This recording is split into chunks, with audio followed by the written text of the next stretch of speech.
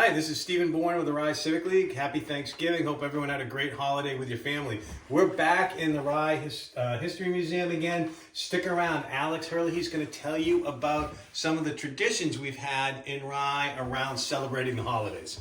So, what happened in November? I think if you got your tax bill, you noticed the tax rate's up. It's at 8.66. The Select Board once again used over $1 million from the unassigned account balance to buy it down. What you approved in March would have given a tax rate at 8.98. If you want to understand how all that works, there's a link to the Civic League annual meeting we had, slides 8 through 13. We made some charts and graphs and try to explain that all to you. So the 2025 budget, so the budget for next year, the Select Board has had their all-day meeting. The Budget Committee has had their all-day workshop. We put in a town summary, and the school has done theirs, and that's also linked in there. So quick summary, there is also a calendar of the meetings. Now is the time to ask questions, to get involved. We've got to get our work done, but we will address public questions and help that. Also, all the narratives have been added to the Civic League. There's a whole section. It's with the department heads explaining what's going on. So you can look at that.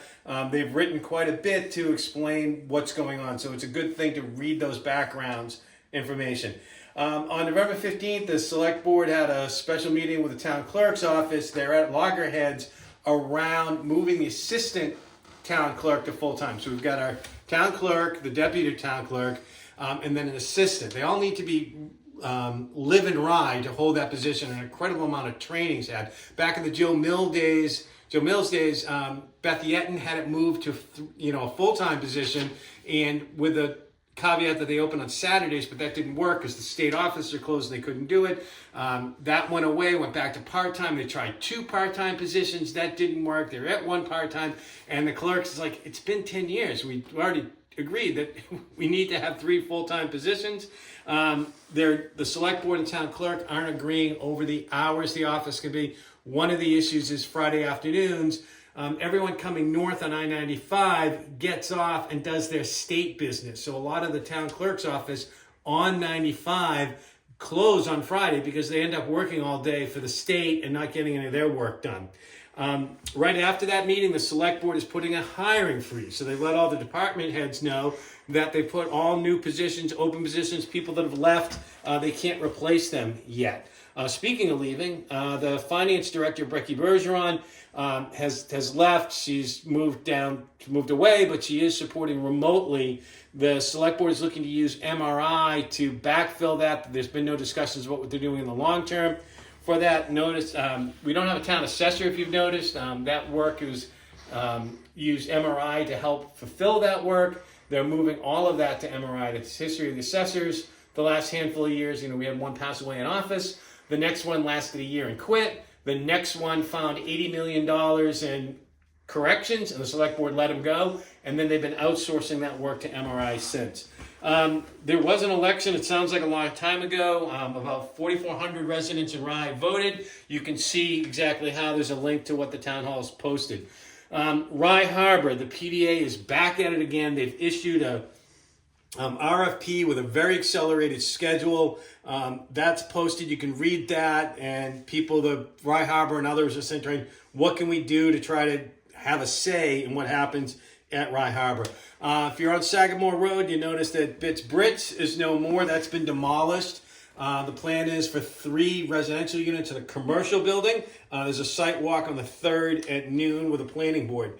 The police chief has at the Select Board meeting said they're really going to be even more diligent about speeding.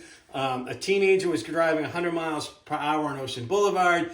Across the state, motor vehicle fatalities are way up. So the police are stepping it up, and really, they can't do it all themselves. They're really asking residents to do a much better job of driving the speed limit. Speaking of the police chief, recently the Brackett burial site sign has been vandalized. So if you know anything about that, please get a hold of Chief Walsh.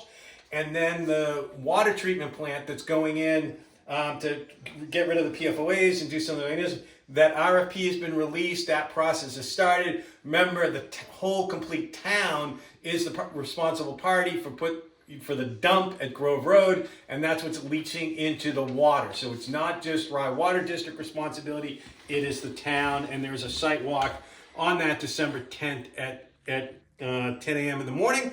All right, let's learn a lot more from Alex. Here we go. Go ahead. Good morning, everybody. Alex Herlihy here, standing at the Town Museum.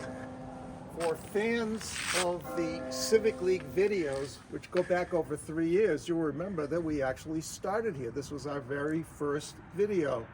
That would have been October 2021. So, come on inside.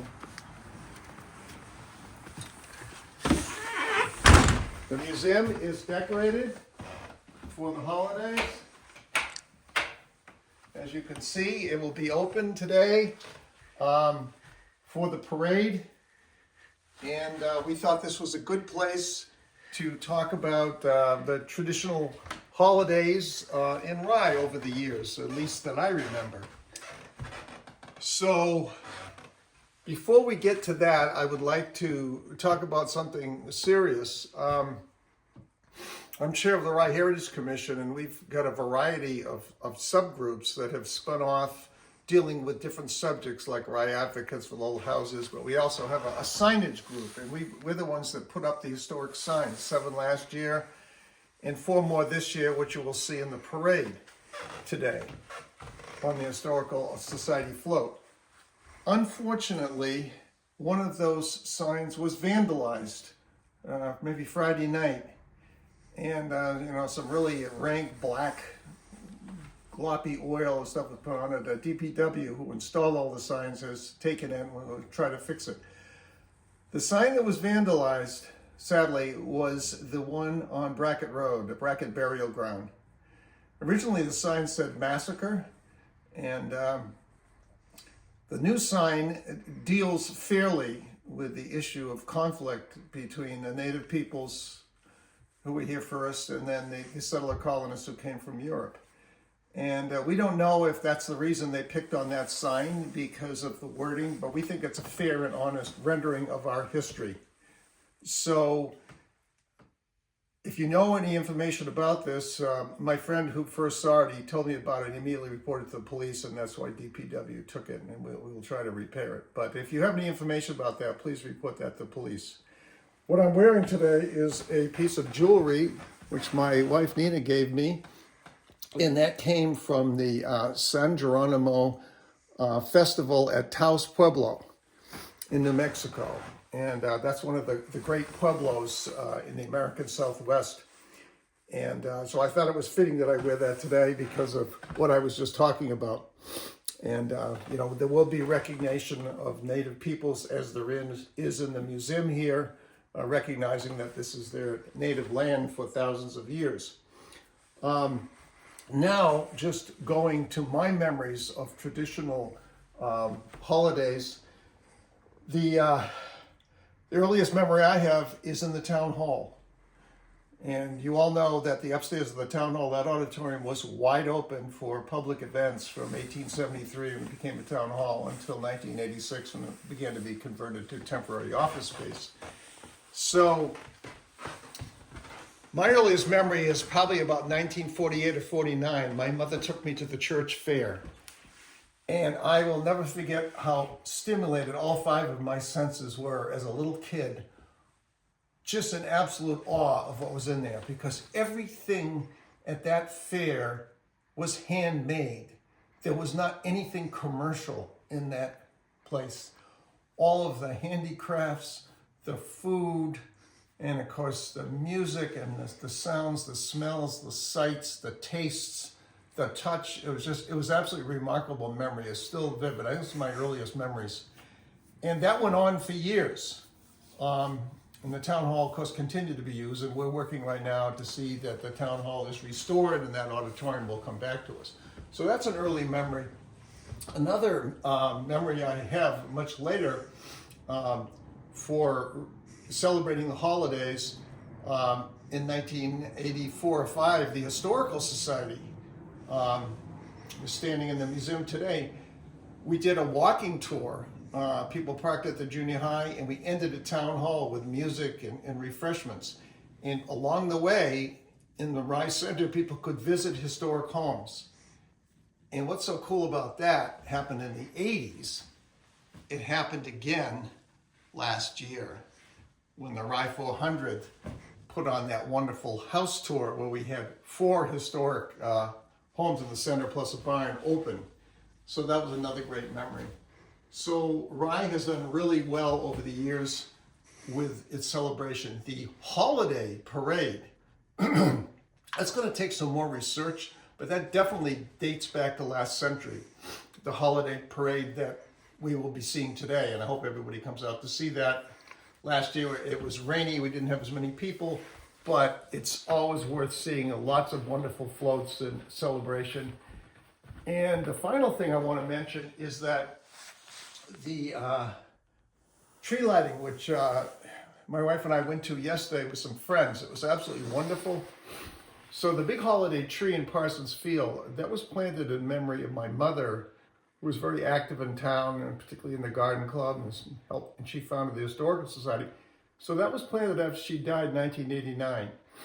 And it was donated by a local person who had a tree farm, and he donated to the garden club, and they planted. For a few years, it was lit up with lights. It was a small tree, and then that went away, and then the tree just continued to grow. And in December 2022, to kick off the Rye 400, that tree was illuminated with all sorts of events leading up to it, such as we had yesterday. And that is an absolutely magnificent tree, especially when you're coming up Lang Road, to see that illuminated. So that's a little bit about Rye family traditions, and I want to wish everybody a happy holiday. Remembering that this year on December 25th, Hanukkah begins at sundown on December 25th. Same day as Christmas. Thank you.